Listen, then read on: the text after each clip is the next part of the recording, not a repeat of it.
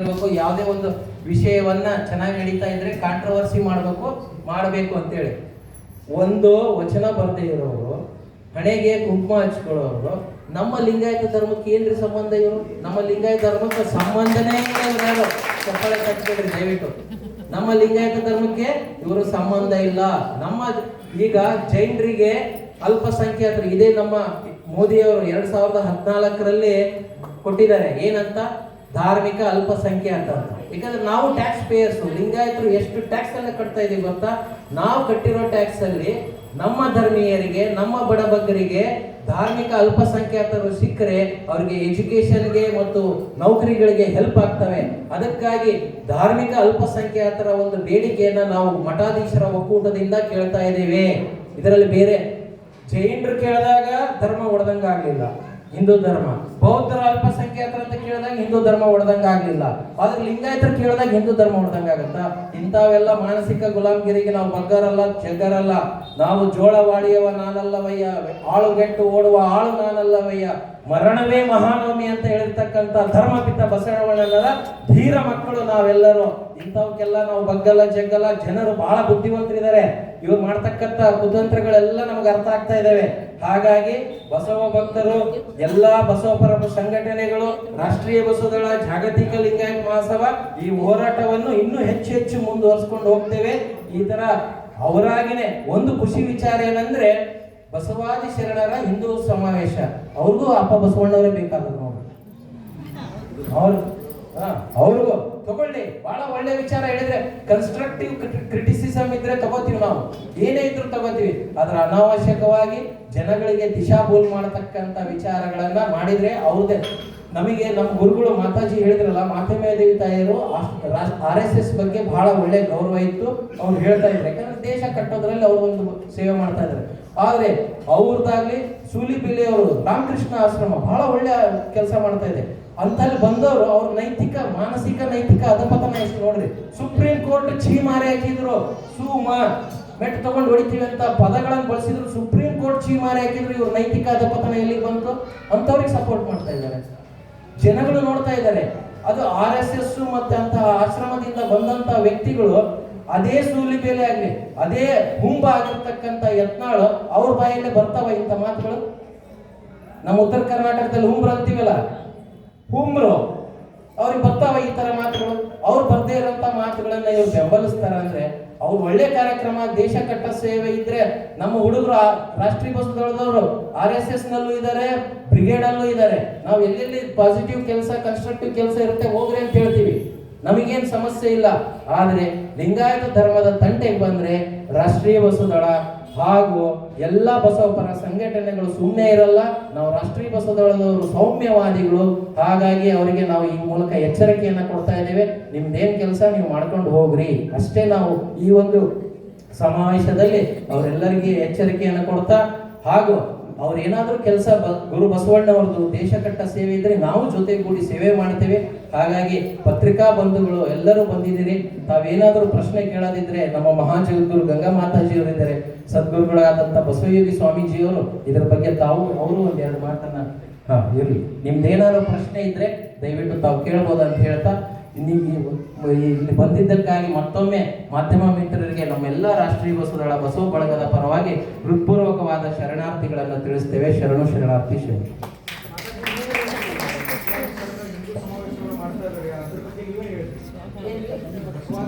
ಹಿಂದೂ ಸಮಾವೇಶವನ್ನ ಮಾಡ್ತೀವಿ, ಹಿಂದೂ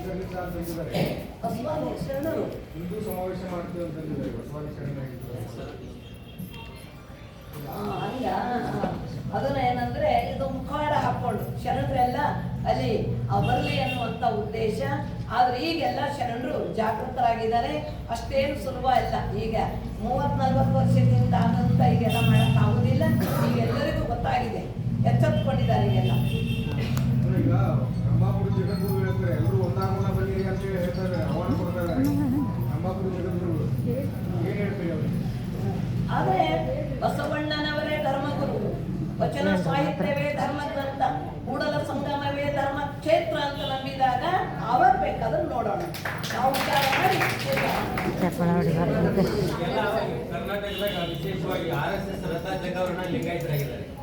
ಅವ್ರನ್ನೆಲ್ಲ ಬಿಡಿಸಿ ಬಸವ ತತ್ವ ಅಂದ್ರೆ ಹಂಗ ಇರೋದಿಲ್ಲ. ಈಗ ಹೇಳಿದ್ರಲ್ಲ ಚಂದ್ರಮೌಳಿಯವರು, ನಮ್ಮವರು ಒಳ್ಳೆ ಕೆಲಸ ಮಾಡ್ತಾ ಇದ್ದಾರೆ ಅಂತ ಅವಾಗ ಹೋಗಿದ್ದಾರೆ.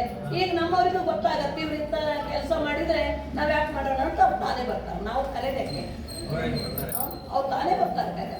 ಯಾಕಂದ್ರೆ ನಮಗೀಗ ಅನ್ಯಾಯ ಆಗ್ತಾ ಇದೆ ಅಂತ ಗೊತ್ತಾಗ್ಬೇಕು ಮಕ್ಕಳಿಗೆ.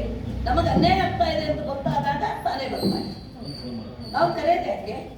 ಸ್ವಾಮಿ ಸುಪ್ರೀಂ ಕೋರ್ಟ್ ಮಾಡಿ ಹಾಕಿದ್ರು, ಮತ್ತೆ ನಾವು ಖಾಲಿ ಬಾಡಿಗಳು ಅದು ಬಹಳ ದೊಡ್ಡ ತಪ್ಪು ಮಾತು.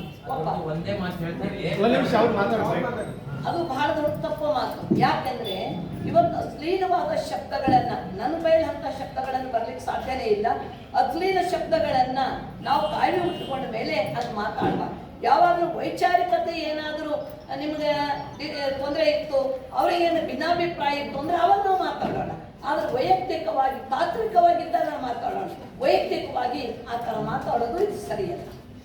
ಆಮೇಲೆ ನೀವೇ ನೋಡಿದಿರಿ, ಬಸವ ತಾಲಿಬಾನಿಗಳು ಅನ್ನೋರು ನಮ್ಮ ಮಾನ್ಯ ಪ್ರಧಾನಮಂತ್ರಿಯವರು ಅದೇ ತಾಲಿಬಾನ್ ಅವ್ರನ್ನ ಕರೆಸಿ 6 ದಿನ ಆತಿಥ್ಯವನ್ನು ಕೊಟ್ಟಿದ್ದಾರೆ. ಮೊನ್ನೆ ಮಾಧ್ಯಮ ಮಿತ್ರರಿಗೆ ಎಲ್ಲರಿಗೂ ಗೊತ್ತಿದೆ. ತಾಲಿಬಾನ್ ಜೊತೆಗೆ ಎಲ್ಲ ಒಳ್ಳೆ ಒಂದು ಮಿತ್ರತ್ವವನ್ನ ಬೆಳೆಸ್ತಾ ಇದ್ದಾರೆ ಮಾನ್ಯ ಪ್ರಧಾನಮಂತ್ರಿಗಳಾದಂತ ನರೇಂದ್ರ ಮೋದಿ ಅವರು. ಇವರು ಬಸವ ತಾಲಿಬಾನಿಗಳು ಯಾವ ಅರ್ಥದಲ್ಲಿ ಹೇಳ್ತಾರೋ, ಅವ್ರು ನೈತಿಕವಾಗಿ ಅಧಪತನ ಆಗಿರೋದ್ರಿಂದ ಈ ರೀತಿ ಹೇಳಿಕೆಗಳನ್ನು ಕೊಡ್ತಾ ಇರ್ತಾರೋ. ಯಾವಾಗಲೂ ಅಭಿಯಾನ ಬಹಳ ಯಶಸ್ವಿ ಆಯ್ತು, ಸಹಿಸಕ್ ಆಗೋದಿಲ್ಲ. ಬಹಳ ಸಂತೋಷ ಪಡಬೇಕಿತ್ತು. ಇಷ್ಟೆಲ್ಲ ಏನಂದ್ರೆ ಮಠಮಾನ್ಯಗಳನ್ನು ಬಿಟ್ಟು, ತಮ್ಮ ಕಾರ್ಯಗಳನ್ನೆಲ್ಲ ಬಿಟ್ಟು, ವಯೋವೃತ್ತರಾದಂಥವ್ರು, ವಯಸ್ಸಾದಂಥವ್ರು, ಮಠಾಧೀಶರೆಲ್ಲರೂ ಬಂದು ಒಂದೊಂದು ತಿಂಗಳು ಬಂದಿರ್ಬೇಕಾದ್ರೆ ಎಷ್ಟು ಶ್ರಮ ಆಗ್ತದೆ ವಿಚಾರ ಮಾಡಿ. ಆದ್ರೆ ಇಷ್ಟೆಲ್ಲ ಮಾಡಿದ್ರು, ಇಷ್ಟೆಲ್ಲ ಯಶಸ್ವಿ ಆಯ್ತಲ್ಲ ಅಂತ ಬಹಳ ಸಂತೋಷ ಪಡಬೇಕಿತ್ತು. ಗುರು ವಿರಕ್ತ ಶರಣ ಪರಂಪರೆ, ಲಿಂಗಾಯತರು 3 ಪರಂಪರೆಗಳು ಒಂದಾಗಕ್ಕೆ ಸಾಧ್ಯ ಇಲ್ಲ. ಏನ್ರಿ? ಗುರು ಪರಂಪರೆ, ವಿರಕ್ತ ಪರಂಪರೆ, ಶರಣ ಪರಂಪರೆ, ಲಿಂಗಾಯತ ಅದೇ ನಾವು ಹೇಳ್ತಾ ಇರೋದು. ಒಂದಾಗಬೇಕು ಅಂದ್ರೆ ಬಸವಣ್ಣನವರು ಧರ್ಮಗುರು ಅಂತ ಯಾರು ಒಪ್ಕೊಳ್ತಾರೋ ಅವರಿಗೆಲ್ಲ ನಾವು ಸ್ವಾಗತ ಮಾಡ್ತೀವಿ. ಅವ್ರು ಪಂಚಪೀಠದವ್ರು ಹೇಳ್ತಾರೆ, ಬಸವಣ್ಣನವರು 12ನೇ ಶತಮಾನದಲ್ಲಿ ಇಂಗ್ಲಿಷ್ ಧರ್ಮವನ್ನ ಸ್ವೀಕಾರ ಮಾಡಿ ಅದನ್ನ ಪ್ರಚಾರ ಮಾಡಿದ್ರು ಅಂತ ಹೇಳ್ತಾರೆ. ಏನಿಲ್ಲ, ಇದನ್ನ ಮಾತ್ರ ನಾವು ಒಪ್ಲಿಕ್ಕೆ ಸಾಧ್ಯವಿಲ್ಲ. ಮೊಟ್ಟ ಮೊದಲಿಗೆ ಹೊಸ ಧರ್ಮವನ್ನ ಕೊಟ್ಟಂತವ್ರು ಗುರು ಬಸವಣ್ಣನವರು. ಲಿಂಗಾಯತ ಧರ್ಮ ಅಂತ ಕೊಟ್ಟವರೇ ಬಸವಣ್ಣನವರು.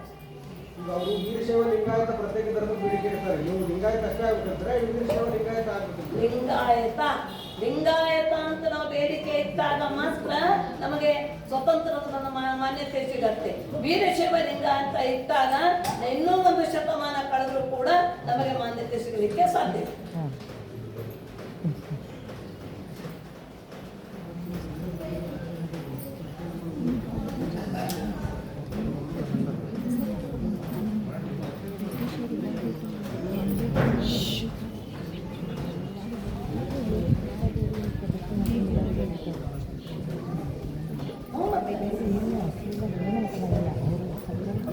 ಧರ್ಮದ ಆಚರಣೆಯನ್ನ ಯಾರು ಮಾಡಲ್ಲ ಲಿಂಗಾಯತರು ಅಂತ ಹೇಳ್ತಾರೆ. ಹಂಗಲ್ಲ, ಹಿಂದೂ ಒಂದು ಧರ್ಮವಲ್ಲ.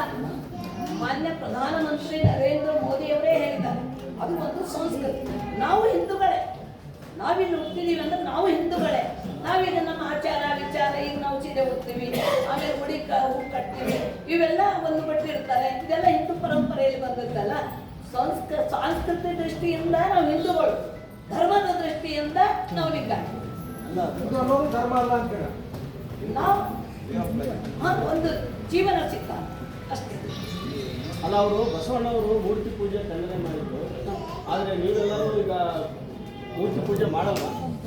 ಅಂದ್ರೆ ಮೂರ್ತಿ ಪೂಜೆ ಅಂತಂದ್ರೆ ಯಾವುದಕ್ಕೆ ನಾವು ಮೂರ್ತಿ ಪೂಜೆ ಅಂತೀವಿ ಅಂದ್ರೆ, ಕಾಲ್ಪನಿಕವಾಗಿ ನಾವು ಕಲ್ಪಿಸಿಕೊಂಡೇನು ಮೂರ್ತಿ ಮಾಡ್ತೀವಲ್ಲ ಅದು ಮೂರ್ತಿ ಪೂಜೆ. ಇದು ಯಾವುದೇ ದೇವತೆಗಳಿರ್ಬೋದು, ಅವೆಲ್ಲ ಪುರಾಣಿಕರ ತಲೆಯಲ್ಲಿ ಹುಟ್ಟಿದಂತ ದೇವತೆಗಳು. ಅವನ್ನ ಮಾಡಿದಾಗ ಅದು ಮೂರ್ತಿ ಪೂಜೆ ಆಗತ್ತೆ. ಗುರು ಬಸವಣ್ಣನವರಿಗೆ ನಾವು ದೇವರು ಅಂತ ಪೂಜೆ ಮಾಡ್ತಾ ಇಲ್ಲ, ನಮಗೆ ಧರ್ಮವನ್ನು ಕೊಟ್ಟಂತ ಮಹಾಪ್ರವಾದಿ ನಮ್ಮ ಗುರು, ನನಗೆ ಧರ್ಮವನ್ನು ಕೊಟ್ಟಂತ ಧರ್ಮ ಗುರು ಅಂತ ತಿಳ್ಕೊಂಡು ಹೇಳಿ ನಾವು ಅವರಿಗೆ ಗೌರವಿಸ್ತಾ ಇದ್ದೀವಿ. ನಾವು ಅವ್ರಿಗೆ ದೇವರು ಅಂತ ನಾವು ಗೌರವಿಸ್ತಾ ಇದ್ದೀವಿ. ನಾವು ಬಸವಣ್ಣನ ದೇವರು ಅಂತಲ್ಲ. ಅದೇ ಹೇಳ್ತಾ ಇದ್ರು, ಕಾಲ್ಪನಿಕ ದೇವರು ಅಂತ ಹೇಳಿದ್ರಲ್ಲ, ಲಕ್ಷ್ಮೀ ಪೂಜೆಯನ್ನು ಯಾರು ಮಾಡಲ್ವಾ ಈ ಟೈಮಲ್ಲಿ, ದೀಪಾವಳಿ ಟೈಮಲ್ಲಿ? ಈ ತರ ಎಲ್ಲ ಪ್ರಶ್ನೆಗಳು ಬರ್ತಾ ಇರ್ತಾರೆ. ನೋಡ್ರಿ, ಆಚರಣೆ ಮಾಡ್ತಾ ಇರ್ತಾರೆ. ಗಣೇಶನನ್ನ ಯಾರು ಕೂರಿಸಲ್ಲ, ನಾವಂತೂ ಮಾಡಲ್ಲ. ನಾವು ಏನಂದ್ರೆ ಮಾಡುದಿಲ್ಲ. ನಾವೇನೇ ಪೂಜೆ ಮಾಡ್ಬೇಕಾದ್ರೂ ಗುರುಲಿಂಗ ಜಂಗಮರ ಪೂಜೆಯನ್ನು ಮಾಡ್ತಾ ಇದ್ದೀವಿ. ಗುರು ಪೂಜೆ ಮಾಡ್ತೀವಿ, ಧರ್ಮಗುರು ಬಸವಣ್ಣ ಪೂಜೆ ಮಾಡ್ತೀವಿ, ಲಿಂಗ ಪೂಜೆ ಮಾಡ್ತೀವಿ, ಇಷ್ಟಲಿಂಗ ಪೂಜೆ ಮಾಡ್ತೀವಿ. ಜಂಗಮರು ಅಂದರೆ ಮಹಾತ್ಮರು, ಯೋಗಿಗಳು, ಸಂತರು ಬರ್ತಾರೆ, ಅವರಿಗೆ ನಾವು ಗೌರವಿಸ್ತೀವಿ, ಅವರಿಗೆ ನಾವು ಪೂಜೆ ಮಾಡ್ತೀವಿ. ಈಗ ರಾಜಕೀಯವಾಗಿ ಬಸವ ಸಂಸ್ಕೃತಿ ಅಭಿಯಾನವನ್ನ ಯೂಸ್ ಮಾಡ್ಕೊಳ್ಳಾಯ್ತು ಅಂತ ಅವರ ಆರೋಪ. ಇದು ಕಾಂಗ್ರೆಸ್ ಬೆಂಬಲಿತವರು ಅಷ್ಟೇ ಮಾಡಿದ್ರು ಬಸವ ಸಂಸ್ಕೃತಿ ಅಭಿಯಾನ. ಇವ್ರಿಗೆಲ್ಲ ಶರಣರಿಗೆ ಯಾರ್ಯಾರಿಗೆ ಅಕೌಂಟಲ್ಲಿ ಯಾರ್ಯಾರಿಗೆ ಎಷ್ಟು ದುಡ್ಡು ಬೇಕು ಇದೆಲ್ಲ ಪ್ರಶ್ನೆ ಮಾಡ್ತಾರೆ. ಹಾಗಾದ್ರೆ ಈಗ ನಮ್ಮ ಅಕೌಂಟಿಗೆ ಬರ್ಬೇಕಿತ್ತಲ್ಲ, ಯಾರ ಅಕೌಂಟಿಗೂ ಬಂದಿಲ್ಲ ದುಡ್ಡು. ನಾವು ದುಡ್ಡು ಹಾಕಿದೀವಿ, ನಾವು ಅದನ್ನ ನಾವು ಬಿಡಿ ಮಾಡಿ ಮಠಾಧೀಶರು ನಾವು ದುಡ್ಡು ಹಾಕಿ ಅಭಿಯಾನವನ್ನ ಮಾಡಿದೀವಿ ನಾವೆಲ್ಲರೂ. ನಮ್ಮ ಶಕ್ತಾನುಸಾರವಾಗಿ ನಾವೆಲ್ಲರೂ ಯಾರು 2 ಲಕ್ಷ ಕೊಟ್ಟರು, 5 ಲಕ್ಷ ಕೊಟ್ಟರು, 10 ಲಕ್ಷ ಕೊಟ್ಟರು, ಅದನ್ನು ತಗೊಂಡು ನಾವು ಅಭಿಯಾನ ಮಾಡಿದ್ದೀವಿ. ಈ ಅಭಿಯಾನ ಮಾಡಲಿಕ್ಕೆ ಮಠಾಧಿ ಇದು ಸರ್ಕಾರ ದುಡ್ಡು ಹಾಕಬೇಕು ಇಲ್ಲ, ಅದು ತಪ್ಪು. ಧರ್ಮ ಹೊಡಿಲಿಕ್ಕೆ ಧರ್ಮ ಏನೋ ಒಂದು ಮಡಿಕೆ ಅಲ್ಲ, ಹೊಡೆಯಕ್ಕೆ ಬರೋದಿಲ್ಲ.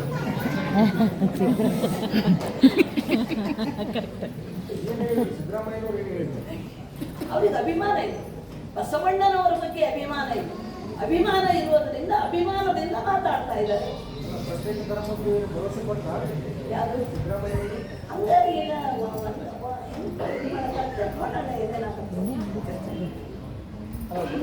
ಅವಾಗಲೇ ಹಿಂದಿನಿಂದಲೂ ಕೂಡ ಆಗ್ತಾನೆ ಇದೆ. ಪ್ರತ್ಯೇಕ ಧರ್ಮಕ್ಕೆ ಹಿಂದಿನೂ ಕೂಡ ವಿರೋಧ ವ್ಯಕ್ತ ಆಗ್ತಾ ಇತ್ತು. ಈಗಲೂ ಅದೇ ಸಿದ್ದರಾಮಯ್ಯರು ಹಿಂದಿನೂ ಹೇಳಿದ್ರು ಮಾಡ್ತೀವಿ ಅಂತ ಹೇಳಿ ನೀವು ಅವಾಗ ಹೋರಾಟವನ್ನ ಕೈ ಬಿಟ್ರಿ, ಮತ್ತೆ ಹೋರಾಟವನ್ನ ಸ್ಟಾರ್ಟ್ ಮಾಡಿ. ಕೈ ಬಿಟ್ಟಿಲ್ಲ, ಸಂದರ್ಭ ನೋಡ್ಕೊಂಡೇ ಹೇಳ್ಬೇಕಷ್ಟೆ. ಯಾಕೆಂದ್ರೆ ಪೂಜ್ಯ ಮಾತೆ ಮಹಾದೇವಿ ತಾಯಿಯವರು ಪ್ರಾರಂಭ ಮಾಡಿದರು. ಪ್ರಾರಂಭ ಮಾಡಿದಾಗ ಅವ್ರಿಗೆ ಅನಾರೋಗ್ಯ ಆಯಿತು. ಅನಾರೋಗ್ಯ ಆದತ್ತನ್ನ ಅದರಲ್ಲೂ ಕೂಡ ಸಾಕಷ್ಟು ರ್ಯಾಲಿಗಳನ್ನು ಮಾಡಿದ್ರು. ಮುಂದೆ ಅವರು ಲಿಂಗೈಕ್ಯರಾದರು. ಲಿಂಗೈಕ್ಯರಾದ ಮೇಲೆ ಒಂದು ಸ್ವಲ್ಪ ನಾವು ಆಡಳಿತವನ್ನ 1, 2, 8 ಮಠಗಳಲ್ಲಿ ಒಂದು ಕಡೆ ನಾವೆಲ್ಲ ಒಂದು ಕಂಟ್ರೋಲ್ ತಗೋಬೇಕಾದ್ರೆ ಸಾಮಾನ್ಯ ಮಾತ ಇವೆಲ್ಲ ಮಾಡಬೇಕಾದ್ರೆ ನಮ್ಗೆ ಸ್ವಲ್ಪ ಟೈಮ್ ಬೇಕಾಗಿತ್ತು. ಈಗ ನಿಮ್ಗೊಂದು ಉದಾಹರಣೆ ಹೇಳ್ತೀನಿ, ನಾ ಈ ಪ್ರವಚನ ಮಾಡಲ್ಲ ನೀವಿದ್ರೆ, ಈಗ ಒಂದು ಕೆರೆ ಇದೆ, ಕೆರೆ ಶಾಂತವಾಗಿ ಇದು ಇರ್ತದೆ. ಅವಾಗ ತಪ್ಪ ಒಂದು ಕಲ್ಲು ಹೆಸರು ನೀವು ಕಲ್ಲು ಎಸೆದಾಗ ಏನಾಗುತ್ತೆ, ತರಂಗಗಳು ಇರ್ತವೆ, ಆ ನೀರು ರಾಡಿ ಆಗುತ್ತೆ, ಕೆರೆ ತಳ ಕಾಣೋದಿಲ್ಲ.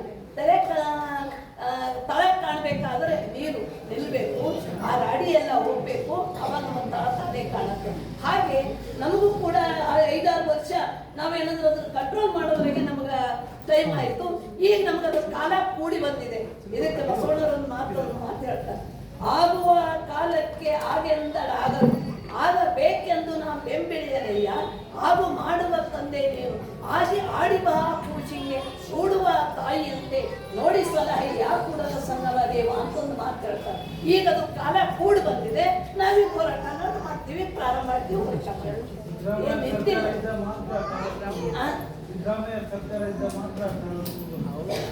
ಅದು ಟೈಮ್ ನೋಡ್ಬೇಕು. ಅದು ಏನು ಸಂಬಂಧವೇ ಇಲ್ಲ, ಸಿದ್ದರಾಮಯ್ಯನವ್ರಿಗೂ ಏನು ಸಂಬಂಧ ಇಲ್ಲ. ಪಾಪ ನಾವೇನು ಸತ್ಕಾರ ಮಾಡ್ತೀವಿ ಅಂತ ಕರಿತೀವಿ, ನೀವು ಸಾಂಸ್ಕೃತಿಕ ನಾಯಕ ಅಂತ ಅವರು ಘೋಷಣೆ ಮಾಡಿದ್ರು.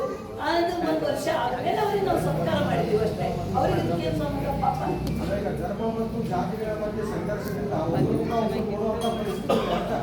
ಇಲ್ಲ, ಅದು ಜಾತಿಗಳು ಬೇರೆ, ಧರ್ಮನೇ ಬೇರೆ.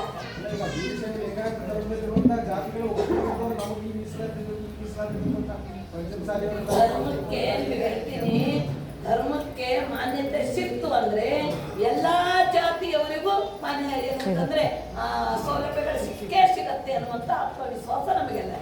ಜಾತಿಯಿಂದ ಸೌಲಭ್ಯ ಸಿಗೋಕ್ಕಿಂತ ಆರ್ಥಿಕವಾಗಿ ಯಾರು ದುರ್ಬಲರಿದ್ದಾರೆ ಅವ್ರಿಗೆ ಸೌಲಭ್ಯ ಸಿಗಬೇಕು ಅನ್ನೋದು ಆಗ್ರಹ. ಅದು ಇರ್ಲಿ, ಮೀಸಲಾತಿ ಅದು ಬೇರೆ, ಅದು ಮೀಸಲಾತಿ ಇರುತ್ತವೆ, ಅದು ಬೇರೆ. ಒಂದಕ್ಕೊಂದು ತಗಲ ಹಾಕ್ಬಾರ್ದು.